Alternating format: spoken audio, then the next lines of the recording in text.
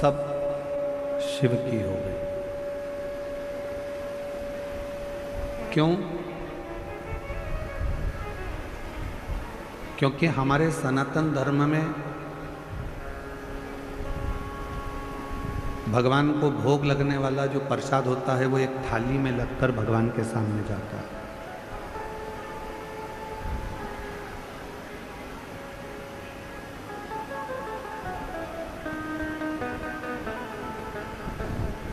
भले प्रसाद भंडारे में जो भोजन बना वो बहुत सारा बना, चावल भी बना, सब्जी भी बनी, पूड़ी भी बनी, बूंदी भी बनी, सेव भी बना, मिक्सचर भी बना, सब कुछ बना,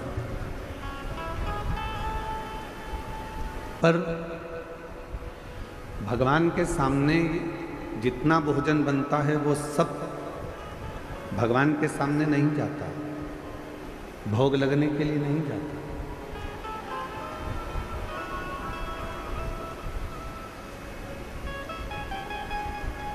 भगवान के सामने तो मात्र एक थाली में लगकर भोजन तैयार होकर भगवान के सामने जाता है, और भगवान के सामने जो भोजन पहुंचा फिर उसी भोजन को लाकर बड़े बड़े जो बर्तनों में भोजन तैयार किया गया है उसमें उसको डाल दिया जाता है। मतलब वो सारा की सारा प्रसाद बन गया। थोड़ा सा भोजन भगवान के सामने गया और थोड़ा सा भोजन भगवान के सामने जाने पर वो पूरा की पूरा प्रसाद बन गया, पूरा की।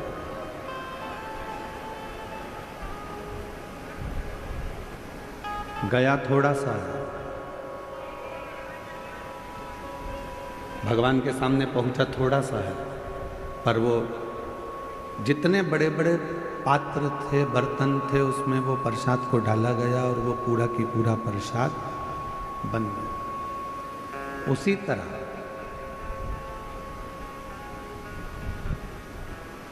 शिव महापुराण की कथा कहती है यही तरीका हमारी 21,600 श्वास का है।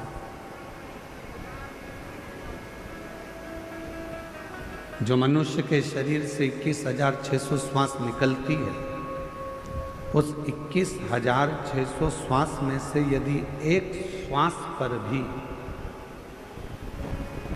भगवान शंकर का नाम आ जाए तो ये मानकर चलना कि तुम्हारी बाकी की जितनी श्वासें हैं तब सब शिव की हो गई हैं, शिव की कृपा पात्र हो गई।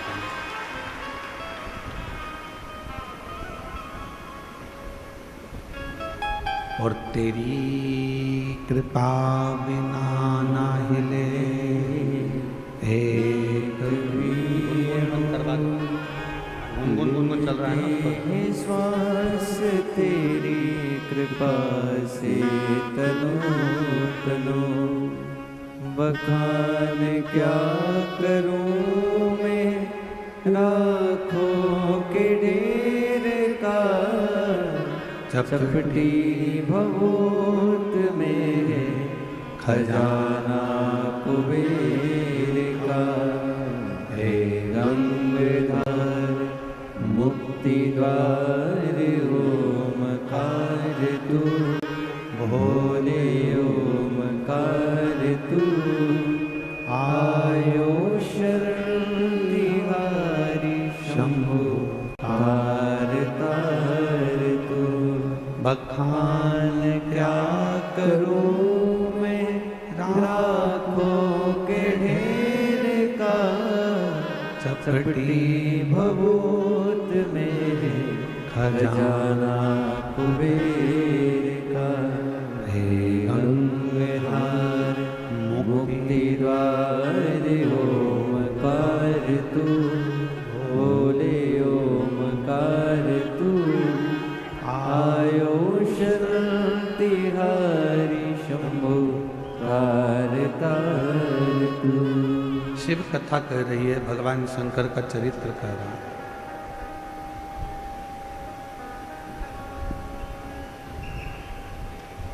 शिव महापुराण की पवित्र कथा कह रहे हैं। जितनी श्वासें मिली है, जितना भजन करने के लिए परमात्मा ने ये शरीर दिया है, उन श्वासों को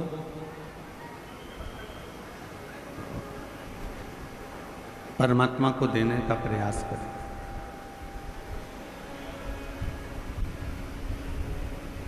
जब भगवान शिव जी का विवाह मां पार्वती जी के साथ में हो रहा था,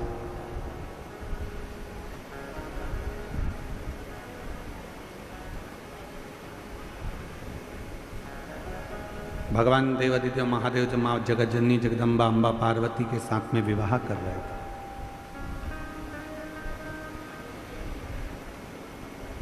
तो पार्वती जी ने भगवान शिव जी से पूछा,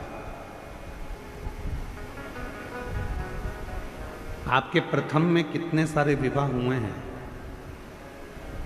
कभी मैं उमा बनकर आई हूँ, कभी मैं कात्यायनी बनकर आई हूँ, कभी मैं कुष्मांडा बनकर आई हूँ, कभी मैं स्कंदा बनकर आई हूँ, कभी मैं महागौरी बनकर आई हूँ, कभी मैं सती बनकर आई हूँ, कभी मैं बगलामुखी बनकर आई हूँ, तो कभी मैं धूमावती बनकर आई हूँ,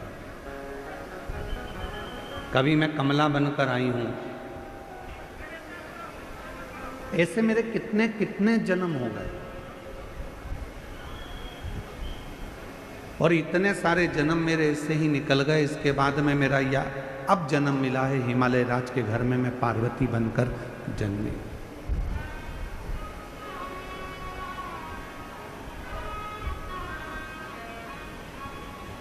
एक जन्म मुझे आज मिला है जो मैं पार्वती बनकर जन्मी। प्रभु,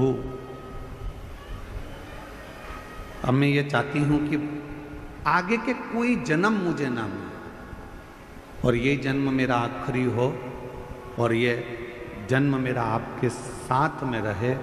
मैं ना मरूं, ना फिर जन्म लूं, ना फिर मृत्यु के काल में जाऊं, और ना फिर मेरा कभी जन्म।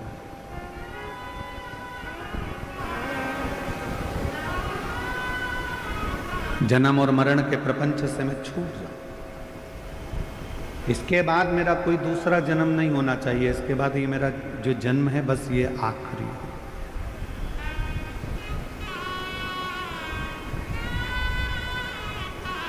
शिव जी ने कहा, पार्वती,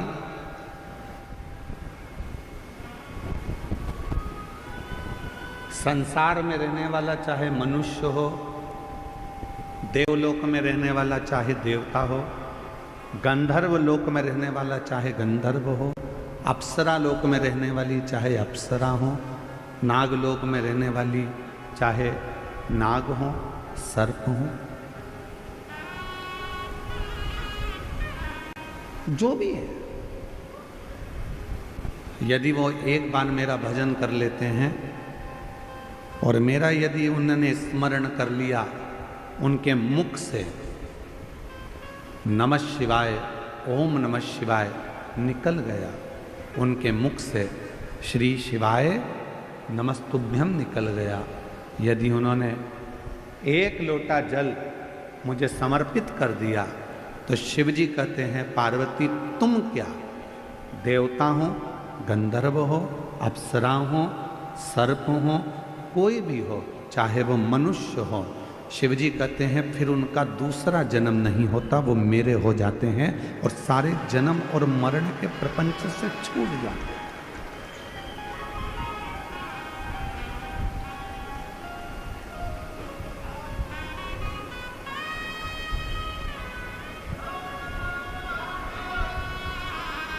जन्म और मृत्यु के प्रपंच से मनुष्य जब तक नहीं छूटता, जब तक वो शिव का भजन ना करे।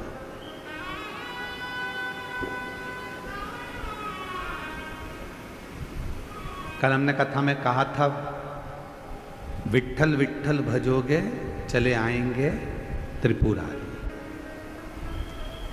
विट्ठल नाम की गर्जना से शिव प्रसन्न हो जाते हैं और शिव नाम की गर्जना से विट्ठल प्रसन्न हो जाते हैं।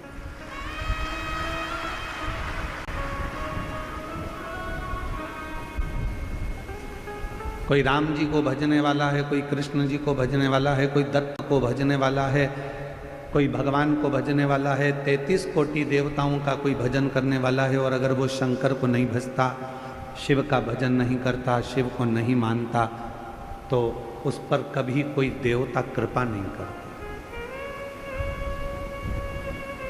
आप देवी की आराधना करते हो, करो, पर आपको शिव को मानना पड़ेगा। आप राम जी की आराधना करते हो तो आपको शिव को मानना पड़ेगा। आप दत्त की आराधना करते हो तो आपको शिव को मानना पड़ेगा।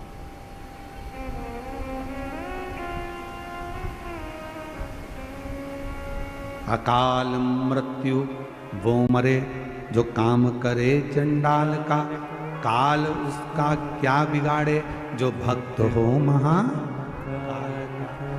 शिव की आराधना के बिना संसार से मुक्ति सहज नहीं।